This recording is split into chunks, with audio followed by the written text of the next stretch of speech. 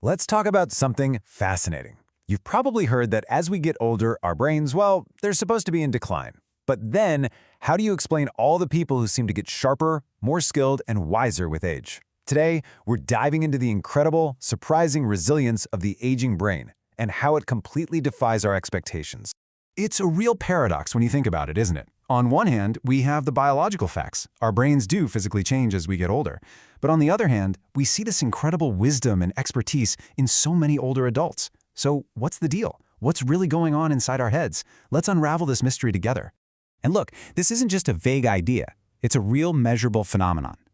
Take the prefrontal cortex.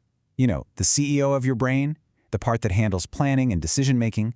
It's a fact that this critical area and others undergo gradual changes in volume over time. This is a totally normal part of aging, but it really sets the stage for our big question. All right, so let's dive right in and tackle this paradox head-on. We're going to start by uncovering what science actually says about cognitive decline. The evidence is pretty clear-cut, actually. Research shows that after we hit our 20s, the volume of our gray matter, which you can think of as the brain's actual computers, it starts to decrease. And at the same time, the white matter, which acts like all the internet cables connecting those computers, it starts to lose a bit of its pristine structure. So the hardware is definitely changing. But what does that really mean for the software?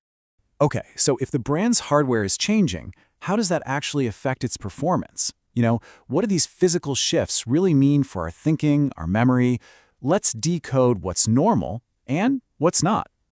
To really get a handle on this, neuroscientists use two fantastic concepts to explain how our abilities shift over a lifetime. They're called fluid and crystallized intelligence. This is such a great way to think about it. Fluid intelligence is like your brain's processor. It's that raw computing power for solving brand new problems and thinking on your feet. And yeah, that can slow down a bit as we age. But then you have crystallized intelligence.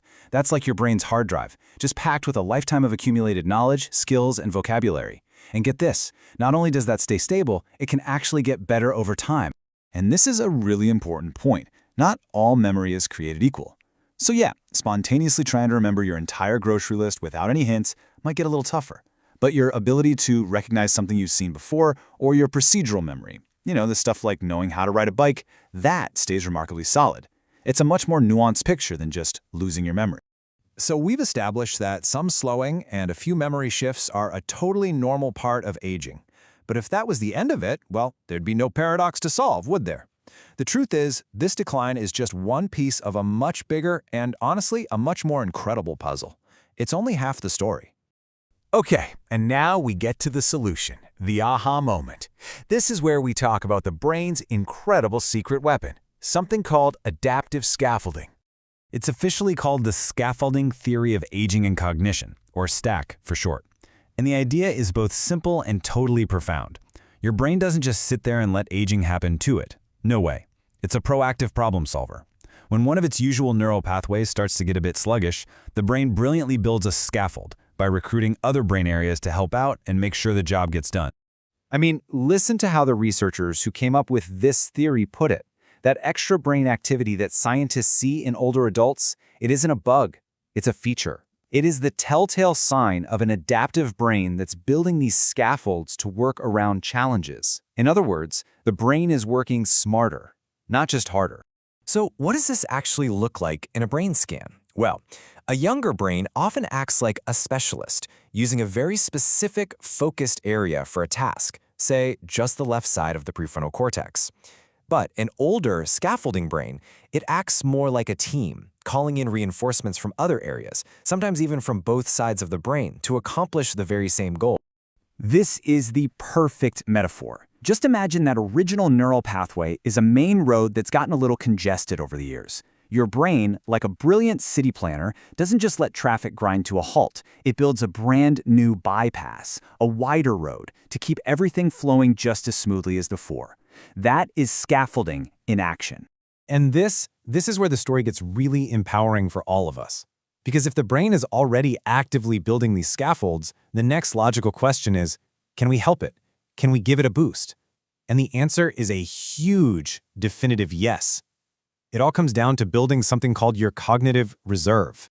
Think of cognitive reserve as your brain's resilience fund, or like a savings account for your mind.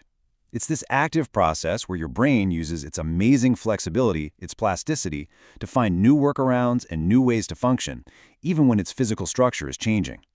The more reserve you build up, the more tools your brain has in its toolkit to deal with any challenges that come its way.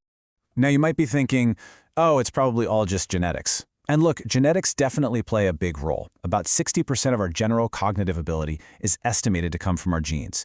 But that leaves a massive 40% that is influenced by us. Our lifestyle, our choices, our environment, these are the things that can make a huge difference in our cognitive future. This is where we have the power. So, what's the game plan? How do we build that stronger brain? The research points to a really clear three-part strategy. First, keep it mentally engaged. Puzzles, reading, learning an instrument.